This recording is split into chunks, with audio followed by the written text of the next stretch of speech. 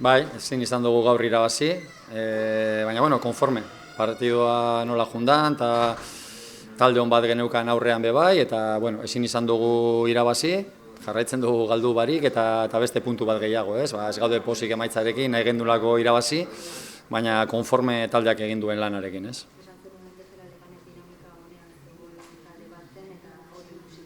Bai, talde oso ona da, baina egia da 12 puntu gehiago ditugula, orain arte eura paino, eta arerio zuzena izanik, nahi partiduaren bila joan gara, uste lehenengo zati oso nahi dugula, eta baina gola ez da etorri, uste eta Zierrizgok ere parada pare bat egin dituela oso onak, eta gero bigarren zatian gehiago berdindu da. Eurak ere bere arriskua zeukaten, eta azkenean ezin izan dugu gola sartu, eta puntu bat ez.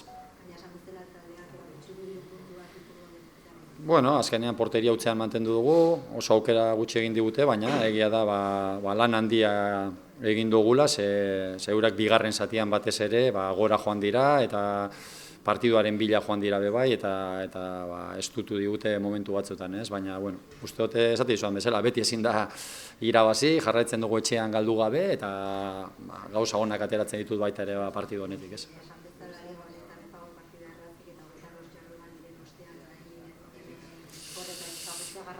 Bai, beti nahi dugu irabaztea, ez? Horretara ateratzen gara, baina beti ezin da, ez? Eta gaur arerio ona geneukan aurrean bebai, uste dut partidu oso polita ikusi dela, alternatibekin bebai.